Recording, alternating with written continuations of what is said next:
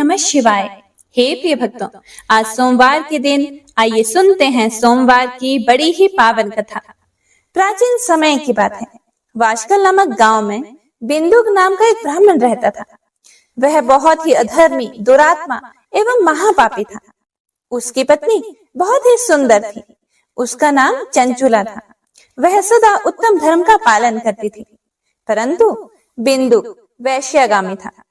इस तरह कुकर्म करते हुए बहुत समय व्यतीत हो गया। उसकी पत्नी काम से पीड़ित होने पर भी, स्वधर्म नाश के भय से क्लेश सहकर भी काफी समय तक धर्म भ्रष्ट नहीं हुई। परंतु आगे चलकर वह भी अपने दुराचारी पति के आचरण से प्रभावित होकर दुराचारिणी और अपने धर्म से विमुख हो गई। इस तरह दुराचार में डूबे हुए उन पति पत्नी का बहुत सा समय व्यर्थ बीत गया। समय आने पर बिंदु की मृत्यु हो गई और वह नर्क में चला गया। बहुत दिनों तक नर्क के दुखों को भोगकर वह मूढ़ बुद्धि पापी विंध्य पर्वत पर भयंकर पिशाच हुआ। इधर उस दुराचारी बिंदुक के मर जाने पर वह चंचुला नामक स्त्री बहुत समय तक पुत्रों के साथ अपने घर में रहती रही। पति की मृत्यु के बाद वह भी अपने धर्म से गिरकर पर पुरुषों का संग करने लगी थी। एक दिन दैव योग से किसी पुण्य पर्व के आने पर चंचुला अपने भाई बंधुओं के साथ गोकर्ण क्षेत्र में गई। उसने तीर्थ के जल में स्नान किया एवं बंधुजनों के साथ इधर उधर घूमने लगी। घूमते घूमते वह एक देव मंदिर में गई। वहां उसने एक ब्राह्मण के मुख से भगवान शिव की परम पवित्र एवं मंगलकारी कथा सुनी। कथावाचक ब्राह्मण कह रहे थे कि जो स्त्रियां व्यभिचार करती हैं, वे मरने के बाद जब यमलोक जाती हैं, तब यमराज के दूत उन्हें तरह तरह से यंत्रणा देते हैं। ये सारे दंड इतनी वेदना देने वाले होते हैं कि जीव पुकार पुकार कर कहता है कि अब वह ऐसा नहीं करेगा, लेकिन यमदूत उसे छोड़ते नहीं। ब्राह्मण के मुख से यह वैराग्य बढ़ाने वाली कथा सुनकर चंचुला भय से व्याकुल हो गई। कथा समाप्त होने पर चंचुला ने कथा सुनाने वाले ब्राह्मण से कहा कि हे ब्राह्मण, धर्म को ना जानने के कारण मेरे द्वारा बहुत बड़ा दुराचार हुआ है। मेरे ऊपर कृपा कर मेरा उद्धार कीजिए। आपके प्रवचन को सुनकर मुझे इस संसार से वैराग्य हो गया है। मैं बुरे विषयों में फंसकर अपने धर्म से विमुख हो गई थी। हे ब्राह्मण देवता, आप मेरे गुरु हैं, आप ही मेरे माता पिता हैं। मैं आपकी शरण में आई हूँ। मुझ अबला का अब आप ही उद्धार कीजिए। इस प्रकार विलाप करती हुई चंचुला ब्राह्मण देवता के चरणों में गिर पड़ी। तब ब्राह्मण ने उसे कृपा पूर्वक उठाया और कहा, हे नारी, तुम सौभाग्यशाली हो जो भगवान शंकर की कृपा से तुमने वैराग्यपूर्ण शिव की कथा सुनकर समय से अपनी गलती का एहसास कर लिया है। तुम डरो मत और भगवान शिव की शरण में जाओ। उनकी परम कृपा से तुम्हारे सभी पाप नष्ट हो जाएंगे। मैं तुम्हें भगवान शिव की कथा सहित वह मार्ग बताऊंगा जिसके द्वारा तुम्हें सुख देने वाली उत्तम गति प्राप्त होगी। शिव कथा सुनने से तुम्हारी बुद्धि शुद्ध हो गई है और तुम्हें पश्चाताप हुआ है तथा मन में वैराग्य उत्पन्न हुआ है। पश्चाताप ही पाप करने वाले पापियों के लिए सबसे बड़ा प्रायश्चित है। पश्चाताप ही पापों का शोधक है। इससे ही पापों की शुद्धि होती है। शिव की कथा सुनने से चित्त की शुद्धि एवं मन निर्मल हो जाता है। शुद्ध चित्त में ही भगवान शिव व पार्वती का वास होता है और वह शुद्ध आत्मा पुरुष सदा शिव के पद को प्राप्त होता है। इस कथा का श्रवण सभी मनुष्यों के लिए कल्याणकारी है, इसीलिए इसकी आराधना व सेवा करनी चाहिए। यह कथा भव बंधन रूपी रोग का नाश करने वाली है। भगवान शिव की कथा सुनकर हृदय में उसका मनन करना चाहिए। इससे चित्त की शुद्धि होती है। चित्त शुद्धि होने से ज्ञान और वैराग्य के साथ महेश्वर की भक्ति निश्चय ही प्रकट होती है तथा उनके अनुग्रह से दिव्य मुक्ति प्राप्त होती है। हे ब्राह्मण पत्नी, तुम अन्य विषयों से अपने मन को हटाकर भगवान शंकर की इस परम पावन कथा को सुनो। इससे तुम्हारे चित्त की शुद्धि होगी और तुम्हें मोक्ष की प्राप्ति होगी। जो भी मनुष्य निर्मल हृदय से भगवान शिव के चरणों का चिंतन करता है, उसकी एक ही जन्म में मुक्ति हो जाती है। उस गोकर्ण नामक महाक्षेत्र में उन ब्राह्मण देवता के मुख से चंचुला शिव की भक्ति, ज्ञान और वैराग्य बढ़ाने वाली और मुक्ति देने वाली परम उत्तम कथा सुनकर कृतार्थ हो गई। उसका चित्त शुद्ध हो गया। वह अपने हृदय में शिव के सगुण रूप का चिंतन करने लगी। वह सदैव शिव के सच्चिदानंदमय स्वरूप का स्मरण करती थी। उसके बाद अपना समय पूर्ण होने पर चंचुला ने बिना किसी कष्ट के अपना शरीर त्याग दिया और वह शिव धाम को प्राप्त हुई। उसके सारे पाप धुल गए।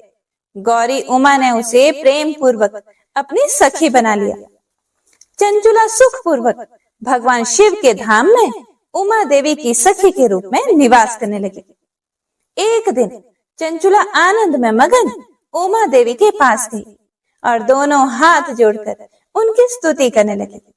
तब शंकर प्रिया भक्त वत्सला उमा देवी ने बड़े प्रेम से कहा कि हे सखी चंचुला, मैं तुम्हारी स्तुति से बहुत प्रसन्न हूँ। बोलो, क्या वर मांगती हो? चंचुला बोली, हे गिरिराज नंदिनी, मेरे पति बिंदुक इस समय कहाँ है? कृपया मुझे बताइए और कुछ उपाय कीजिए ताकि हम फिर से मिल सकें। गिरिजा बोली, बेटी, तुम्हारा पति बिंदुक बड़ा पापी था। वह विंध्य पर्वत पर पिशाच की योनि में रह रहा है। यह बात सुनकर चंचुला अत्यंत दुखी हृदय से बोली, हे महादेवी, मुझ पर कृपा कीजिए और मेरे पति का उद्धार कीजिए।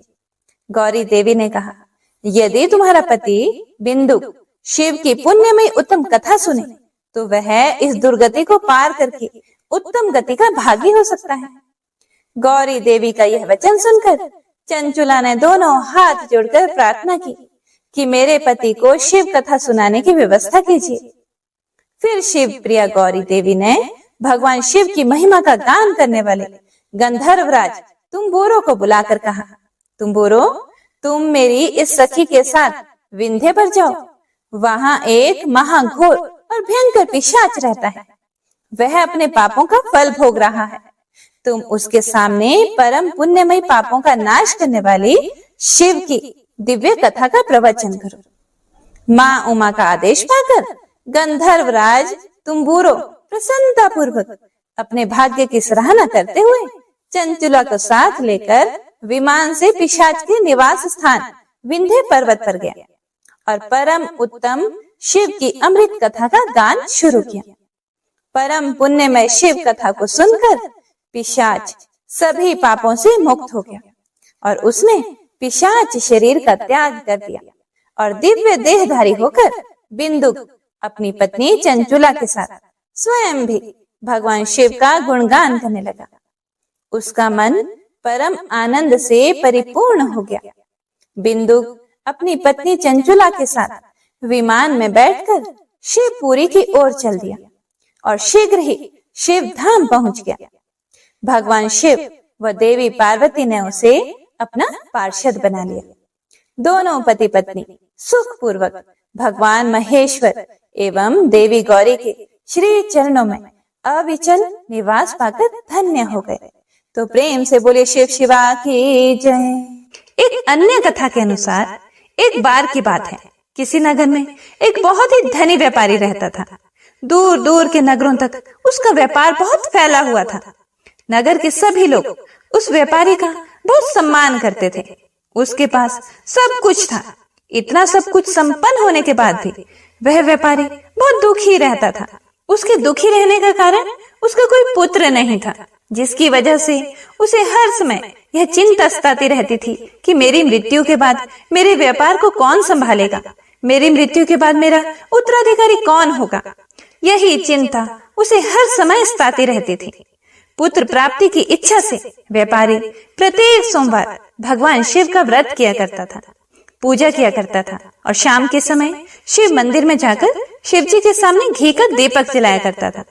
उसकी भक्ति देखकर माँ पार्वती बहुत प्रसन्न हो गई और भगवान शिव से उस व्यापारी की मनोकामना पूर्ण करने का निवेदन करने लगी। फिर भगवान शिव माता पार्वती से बोले, इस संसार में सबको उसके कर्म के अनुसार फल की प्राप्ति होती है। जो प्राणी जैसा कर्म करते हैं उन्हें वैसा ही फल प्राप्त होता है।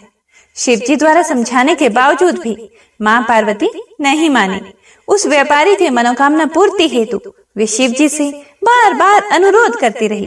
अंत में माता के आग्रह को देखकर भगवान भोलेनाथ को उस व्यापारी को पुत्र प्राप्ति का वरदान देना पड़ा। वरदान देने के पश्चात भोलेनाथ माँ पार्वती से बोले, आपके आग्रह पर मतलब आपके अनुरोध करने पर मैंने पुत्र प्राप्ति का वरदान तो दे दिया, परंतु इसका यह पुत्र 12 वर्ष से अधिक समय तक जीवित नहीं रहेगा। उसी रात भगवान शिव उस व्यापारी के स्वप्न में आए और उसे पुत्र प्राप्ति का वरदान दिया और उसके पुत्र की 12 वर्ष तक जीवित रहने की बात भी बता दी। भगवान के वरदान से व्यापारी को खुशी तो हुई, लेकिन पुत्र की अल्पायु की चिंता ने उस खुशी को नष्ट कर दिया। व्यापारी पहले की तरह सोमवार के दिन भगवान शिव का विधिवत व्रत करता रहा। कुछ महीनों के बाद उसके घर एक अति सुंदर बालक ने जन्म लिया और घर में खुशियां ही खुशियां भर गई। बहुत धूमधाम से पुत्र जन्म का समारोह मनाया गया, परंतु व्यापारी को पुत्र जन्म की अधिक खुशी नहीं हुई, क्योंकि उसे पुत्र की अल्प आयु के रहस्य का पता था। जब पुत्र थोड़ा बड़ा हुआ तो व्यापारी ने उसे उसके मामा के साथ पढ़ने के लिए वाराणसी भेज दिया और कहा कि रास्ते में यज्ञ, पूजा, पाठ और भंडारे करते हुए जाना और जब इसकी पढ़ाई पूरी हो जाए तब वापस आना। लड़का अपने मामा के साथ शिक्षा प्राप्ति हेतु चल दिया। रास्ते में जहां भी मामा भांजे विश्राम हेतु रुकते, वहीं यज्ञ करते और ब्राह्मणों को भोज कराते। लंबी यात्रा के बाद मामा भांजे एक नगर में पहुंचे। शाम हो गई थी तो उन्होंने सोचा यही सराय में रुकते हैं, फिर सुबह चलेंगे। जिस सराय में वे रुके थे उस सराय के बगल के शामियाने में एक बारात ठहरी हुई थी। उस दिन नगर के राजा की कन्या का विवाह था, जिस कारण पूरे नगर को सजाया गया था। निश्चित समय पर बारात आ गई, लेकिन वर का पिता अपने बेटे के एक आंख से काने होने के कारण बहुत चिंतित था। उसे भय था कि इस बात का पता चलने पर कहीं राजा विवाह से इनकार न कर दे, इससे उसकी बदनामी भी होगी। जब वर के पिता ने व्यापारी के पुत्र को देखा तो उसके दिमाग में एक विचार आया। उसने सोचा, क्यों ना इस लड़के को दूल्हा बनाकर राजकुमारी से विवाह करा दूं। विवाह के बाद इसको धन देकर विदा कर दूंगा और राजकुमारी को अपने नगर ले जाऊंगा। यह सोचकर वर के पिता ने लड़के के मामा से इस संबंध में बात की। मामा ने धन मिलने के लालच में वर के पिता की बात स्वीकार कर ली और लड़के को दूल्हे के वस्त्र पहनाकर राजकुमारी से उसका विवाह करवा दिया। राजा ने बहुत सारा धन देकर राजकुमारी को विदा कर दिया। शादी के बाद लड़का जब राजकुमारी के साथ उसके घर वापस आ रहा था तो वह सच नहीं छिपा सका और उसने राजकुमारी की ओढ़नी पर लिख दिया, राजकुमारी, तुम्हारा विवाह मेरे साथ हुआ है, किंतु जो तुम्हारा पति है वो कोई और है। वह एक आंख से काना है, मतलब एक आंख से अंधा है। मैं तो वाराणसी पढ़ने के लिए जा रहा हूँ। यह सारी बात उसने उसके पल्लू में लिख दी। जब राजकुमारी ने अपनी ओढ़नी पर लिखा हुआ पढ़ा तो उसने उस अंधे काने लड़के के साथ जाने से इनकार कर दिया। राजा को जब ये सब बातें पता लगी तो उसने राजकुमारी को महल में ही रख लिया। उधर लड़का अपने मामा के साथ वाराणसी पहुंच गया और गुरुकुल में पढ़ना शुरू कर दिया। जब उसकी आयु 12 वर्ष की हुई तो उसने यज्ञ किया। यज्ञ की समाप्ति पर ब्राह्मणों को भोजन करवाया और खूब अन्न वस्त्र दान किए। रात को उसकी तबीयत थोड़ी खराब हो गई तो मामा ने उसे आराम करने को बोला तो वह अपने शयन कक्ष में सो गया। शिव के वरदान के अनुसार शयनावस्था में ही उसके प्राण पखेरु उड़ गए, अर्थात उसकी सोई हुई अवस्था में ही मृत्यु हो गई। सूर्य उदय पर मामा मरे हुए भांजे को देखकर रोने पीटने लगा। आसपास के लोग भी इकट्ठे होकर दुख प्रकट करने लगे। सभी शोक व्यक्त करने लगे। लड़के के मामा के रोने विलाप करने के स्वर समीप से गुजरते हुए भगवान शिव और माता पार्वती जी ने भी सुन लिए। माता पार्वती ने भगवान से कहा, प्राणनाथ, मुझे इसके रोने के स्वर सहन नहीं हो रहे हैं, कृपा करके कुछ कीजिए। आप इस व्यक्ति के कष्ट को अवश्य दूर कर सकते हैं।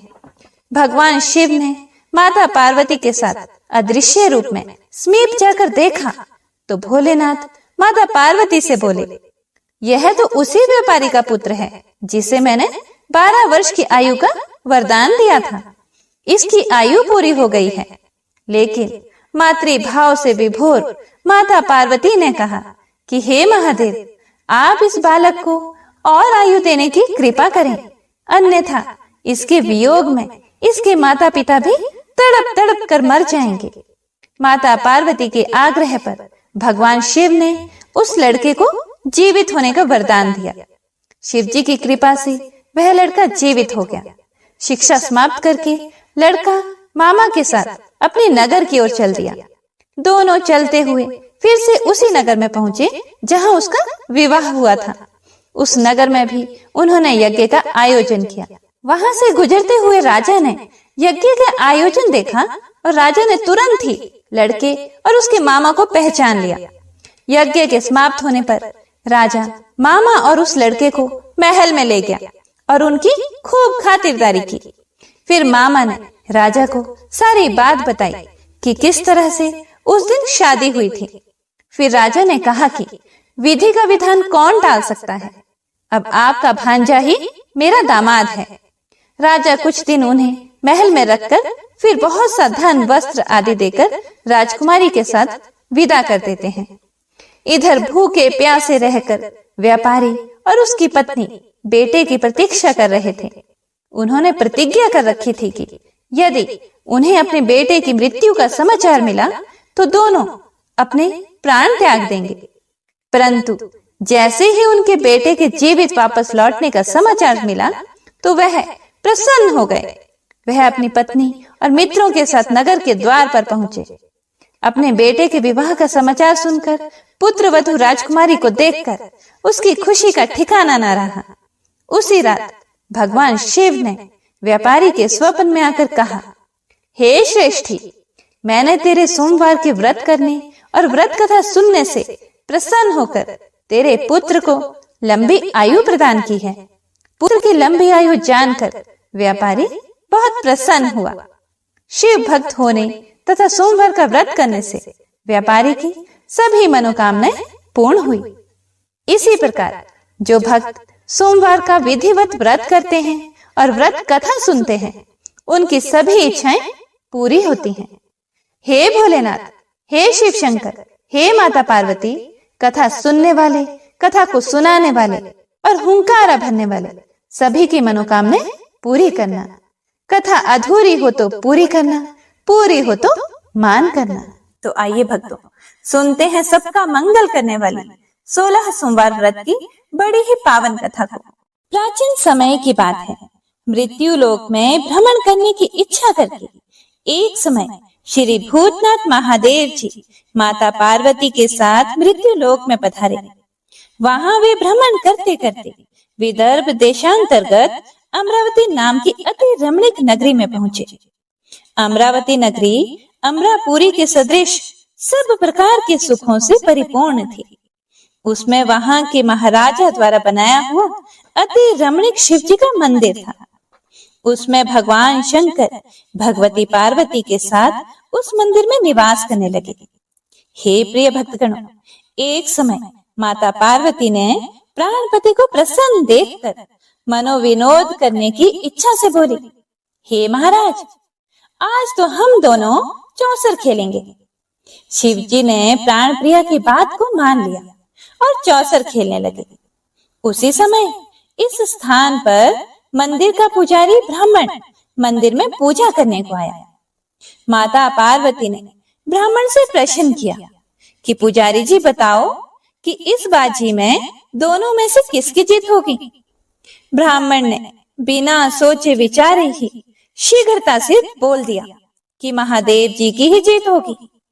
थोड़ी ही देर में बाजी समाप्त हो गई और पार्वती जी की विजय हुई। अब तो पार्वती जी ब्राह्मण को झूठ बोलने के अपराध के कारण श्राप देने को तत्पर हुई। तब महादेव जी ने पार्वती जी को बहुत समझाया, परंतु उन्होंने ब्राह्मण को कोढ़ी होने का श्राप दे दिया। कुछ समय के बाद पार्वती जी के श्रापवश पुजारी के शरीर में कोढ़ पैदा हो गया। इस प्रकार पुजारी अनेक प्रकार से दुखी रहने लगा। इस तरह के कष्ट भोगते हुए पुजारी को जब बहुत दिन हो गए तो एक दिन देवलोक की अप्सराएं शिवजी की पूजा करने उसी मंदिर में पधारी और पुजारी के कष्ट को देखकर बड़े दया भाव से उससे रोगी होने का कारण पूछने लगे। तब पुजारी ने निसंकोच सब बातें उनसे कह दी। फिर वे अप्सराएं बोली कि हे पुजारी जी, अब आप अधिक दुखी मत होना। भगवान शिव जी आपके कष्ट को दूर कर देंगे। अब आप सब व्रतों में श्रेष्ठ 16 सोमवार का व्रत भक्ति भाव से करो। तब पुजारी अप्सराओं से हाथ जोड़कर विनम्र भाव से 16 सोमवार व्रत की विधि पूछने लगे। अप्सराएं बोली कि जिस दिन सोमवार हो उस दिन भक्ति के साथ व्रत करें, स्वच्छ वस्त्र पहने, संध्या व उपासना के बाद आधा सेर गेहूं का आटा लें, उसके 3 अंग बना लें और घी, गुड़, दीप, नैवेद्य, पुंगी फल, बेलपत्र, जनेऊ जोड़ा, चंदन, अक्षत, पुष्प आदि के द्वारा प्रदोष काल में भगवान शंकर का विधि से पूजन करें। उसके बाद 3 अंगों में से एक शिव जी को अर्पण करें, बाकी 2 को शिव जी का प्रसाद समझकर उपस्थित जनों में बांट दें और अपने आप भी प्रसाद पावें। इस विधि से 16 सोमवार व्रत करें। तत्पश्चात 17वें सोमवार के दिन पाव सेर पवित्र गेहूं के आटे की बाटी बनावें, उसमें घी और गुड़ मिलाकर चूरमा बनावें और शिव जी का भोग लगाकर उपस्थित भक्तों में बांटें और अपने सपरिवार भी प्रसाद ले लें। तो भगवान शिव जी की कृपा से उसके मनोरथ पूर्ण हो जाते हैं। हे प्रिय भक्तजनों, ऐसा कहकर अप्सराएं स्वर्ग को चली गईं। ब्राह्मण ने यथा विधि 16 सोमवार व्रत किया तथा भगवान शिव जी की कृपा से रोग मुक्त होकर आनंद से रहने लगा। कुछ दिन के बाद जब फिर से शिव जी और पार्वती उसी मंदिर में पधारे, तब ब्राह्मण को निरोग देखकर पार्वती माता ने ब्राह्मण से रोग मुक्त होने का कारण पूछा। तो ब्राह्मण ने 16 सोमवार व्रत कथा कह सुनाई। तब तो पार्वती जी अति प्रसन्न होकर ब्राह्मण से व्रत की विधि पूछकर स्वयं व्रत करने को तत्पर हुई। व्रत करने के बाद उनकी मनोकामना पूर्ण हुई तथा उनके रूठे पुत्र स्वामी कार्तिकेय स्वयं माता के आज्ञाकारी हुए। कार्तिकेय जी को अपने विचार परिवर्तन का रहस्य जानने की इच्छा हुई और माता से बोले, हे माता जी, आपने ऐसा कौन सा उपाय किया जिससे मेरा मन आपकी ओर आकर्षित हुआ? तब पार्वती जी ने वही 16 सोमवार व्रत कथा सुनाई। स्वामी कार्तिकेय जी बोले कि इस व्रत को मैं भी करूंगा, क्योंकि मेरा प्रिय मित्र ब्राह्मण दुखी दिल से परदेश गया है, हमें उससे मिलने की बहुत इच्छा है। कार्तिकेय जी ने भी इस व्रत को किया और उनका प्रिय मित्र मिल गया। मित्र ने इस आकस्मिक मिलन का भेद कार्तिकेय जी से पूछा तो वे बोले, हे मित्र, हमने तुम्हारे मिलने की इच्छा करके 16 सोमवार के व्रत किए थे। अब तो ब्राह्मण मित्र को भी अपने विवाह की बड़ी इच्छा हुई। उसने कार्तिकेय जी से व्रत की विधि पूछी और यथा विधि व्रत किया।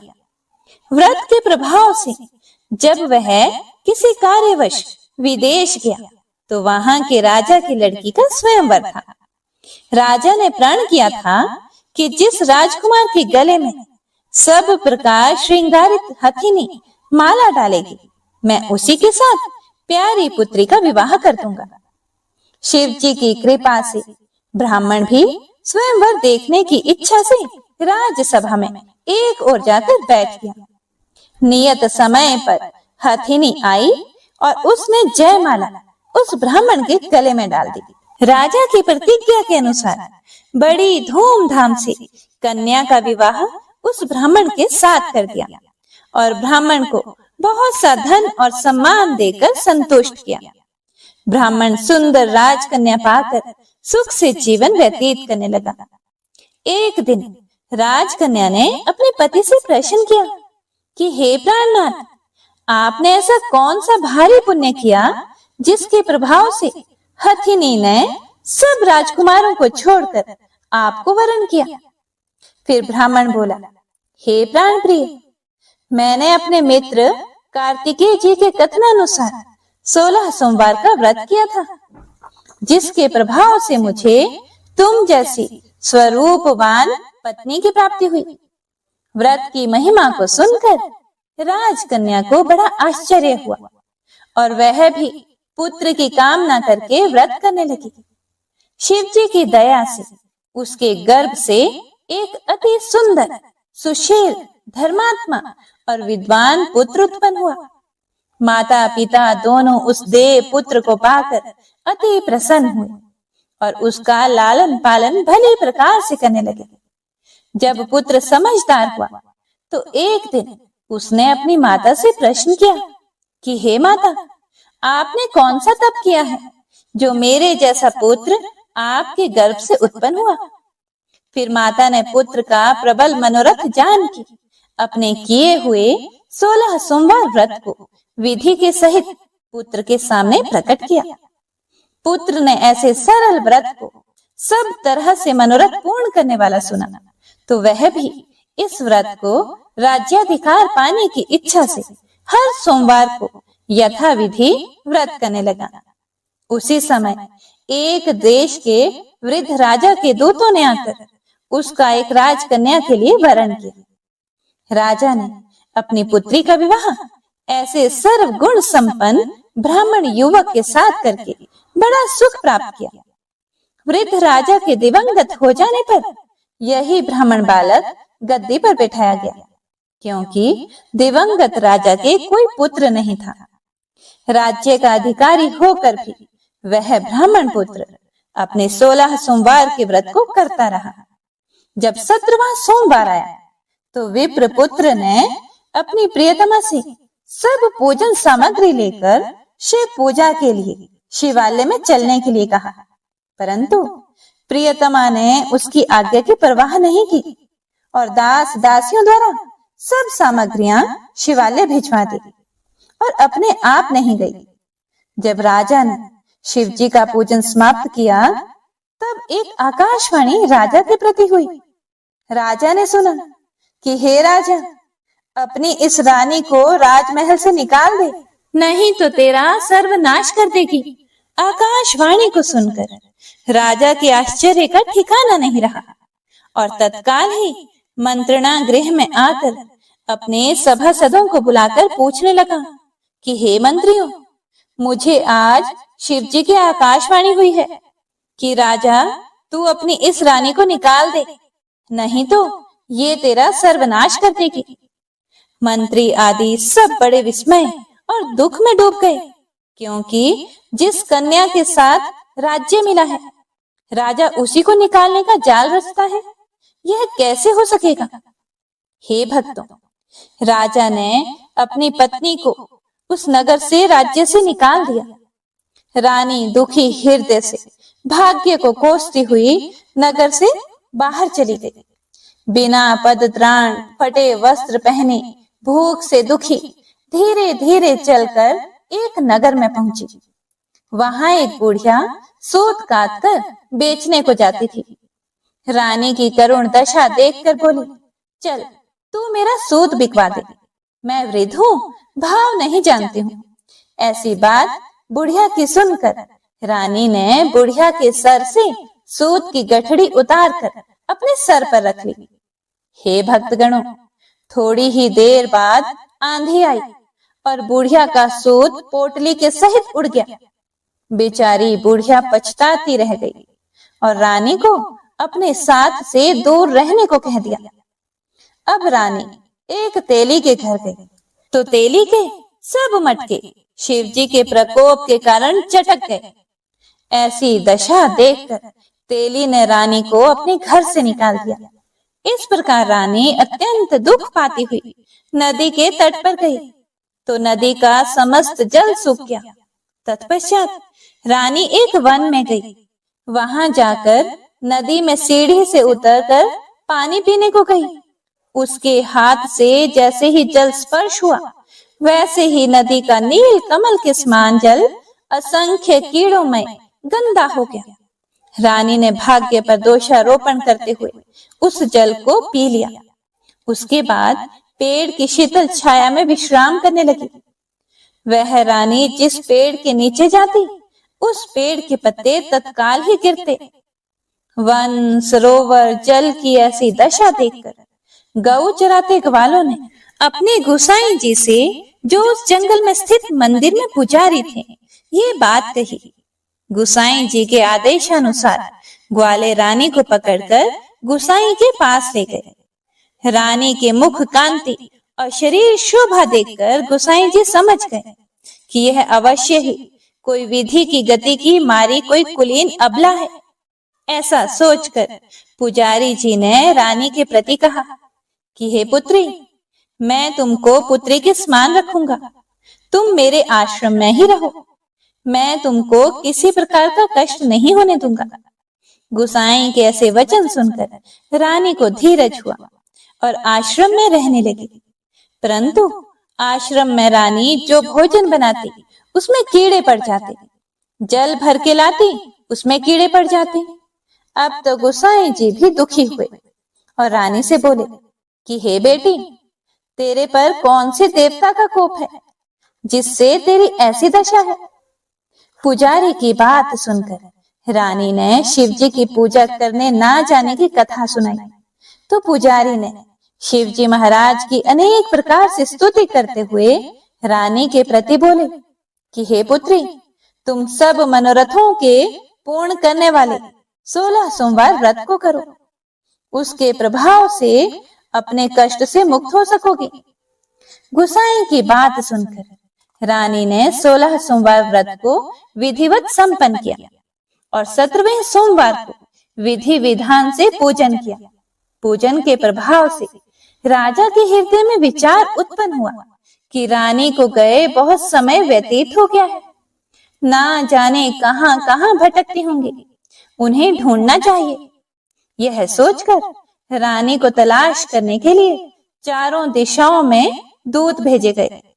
वे दूत तलाश करते हुए पुजारी जी के आश्रम में रानी को पाकर पुजारी से रानी को मांगने लगे, परंतु पुजारी ने उनसे मना कर दिया तो दूत चुपचाप लौट गए और आकर महाराज के सम्मुख रानी का पता बतलाने लगे। रानी का पता पाकर राजा स्वयं पुजारी के आश्रम में गए और पुजारी से प्रार्थना करने लगे कि हे महाराज, जो देवी आपके आश्रम में रहती हैं वह मेरी पत्नी है। शिव जी के कोप से मैंने इनको त्याग दिया था। अब इस पर से शिव का प्रकोप शांत हो गया है, इसीलिए मैं इन्हें लेने आया हूं। आप इन्हें मेरे साथ चलने की आज्ञा दे दीजिए। हे भक्तगणों, गोसाई जी ने राजा के वचन को सत्य समझकर रानी को राजा के साथ जाने की आज्ञा दे दी। गोसाई की आज्ञा पाकर रानी प्रसन्न होकर राजा के साथ महल में आ गई। नगर में अनेक प्रकार के बधावे बजने लगे। नगर निवासियों ने नगर के दरवाजों पर तोरण व बंधनवारों से विविध विधि से नगर सजाया। घर घर में मंगल गान होने लगे। पंडितों ने विविध वेद मंत्रों का उच्चारण करके अपनी राज रानी का आवाहन किया। ऐसी अवस्था में रानी ने पुनः अपनी राजधानी में प्रवेश किया। महाराज ने अनेक तरह से ब्राह्मणों को दान आदि देकर संतुष्ट किया। याचकों को धन धान्य दिया।